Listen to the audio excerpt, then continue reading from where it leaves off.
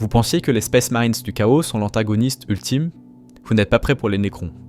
Salut l'équipe, c'est GamingLore et aujourd'hui on va parler de la race ancestrale des Nécrontyres devenue les Nécrons. Cette population aujourd'hui revenue pour récupérer leur univers. Les Nécrontyres sont la race ayant ensuite donné les Nécrons avant qu'ils signent un pacte avec les Dioctanes. Ils sont nés plusieurs milliards d'années avant l'apparition de l'humanité de Terra.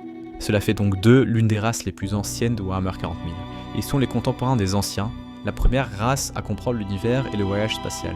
Ils prônaient eux la valeur de toute forme de vie et mettaient à disposition leur haut savoir scientifique et technologique pour aider les millions de mondes qu'ils rencontraient. A l'opposé, les Nécrontyres naquirent et se développèrent dans un monde couvert par une étoile morbide, obscure. Par nature, ils vivaient donc dans un milieu très hostile et de souffrance.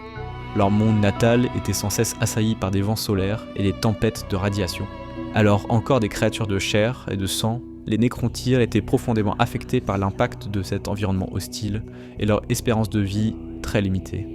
Ils devinrent alors une population obsédée par la mort et la volonté de la dépasser grâce à la technologie et à la science. Ils commencèrent donc à voyager, à coloniser de nouveaux mondes, au cours de quoi ils firent la découverte des anciens.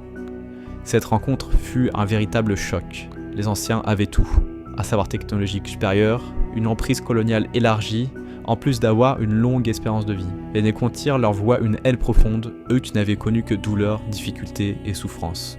Une première guerre éclata, mais les Nécrontyres n'étaient pas de taille, et ils furent quasiment exterminés. Ce n'est qu'en réalisant un pacte avec les Cthulhu, une race divine, qu'ils purent acquérir les arguments pour défier les anciens. C'est alors que leurs enveloppes de chair furent échangées pour des corps en métal, immortels et puissants. Les Nécrontyres devinrent donc les Nécrons, et leur puissance froide et destructrice allait transformer l'univers. La suite du lore des Nécrons sera disponible dans une partie 2 que je vous prépare. Abonnez-vous pour ne pas la rater. Allez, ciao!